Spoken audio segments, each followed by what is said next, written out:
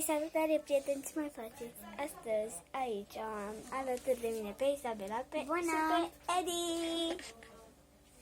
Da, și vrem să vă spunem că vrem să strângem multe like-uri și să nu uitați de canalul lui Isabela. Da, o să-l punem în descriere.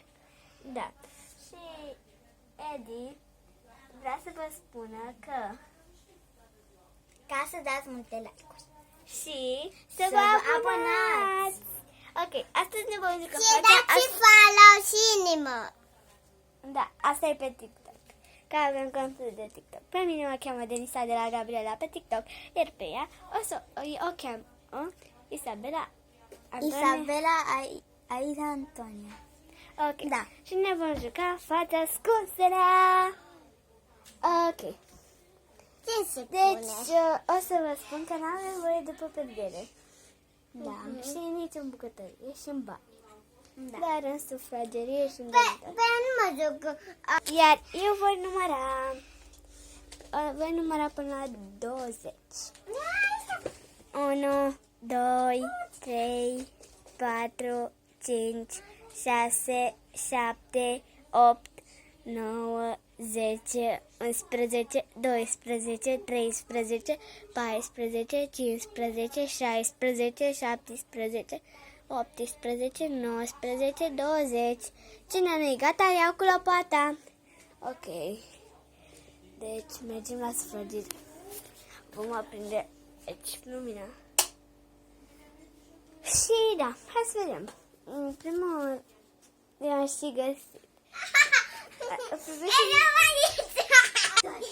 Fix aici erau băgați. Acum eu mai. Acum va număra Edi, iar eu mă voi ascunde și cu Isabela. Deci eu m-am ascuns pentru că pentru că nici nu mai aveam timp. L-am ascuns și pe Edi. Hai, numără. Edi numără, da? Da, te numeri. 1.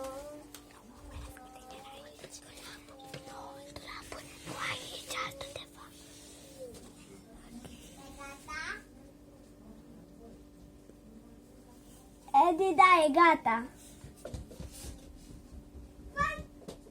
N-aveți voie după pedea. Hai, bine, n-am voie. Deci unde? Nu știu unde să iei. Da, găsit! Însă s-a pus după pedea. Asta e, dar e ultima oară.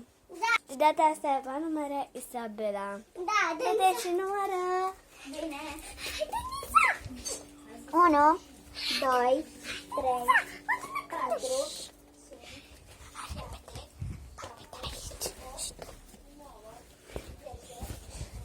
Da, avem ascuns și noi aici. Hai, vină lângă mine.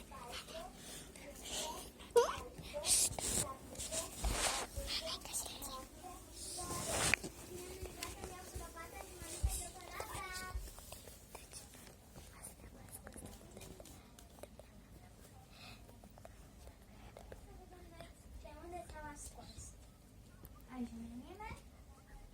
Ia să vedem dacă se poate cineva. Nu e nimeni.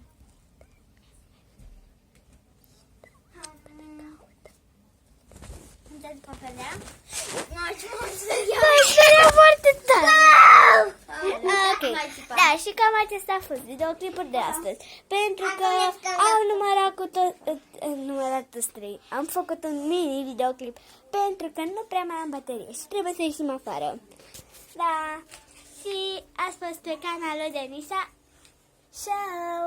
Adela Show, pardon. Pa, pa! Dați like și abonați-vă. Pa! Pa! Și dați și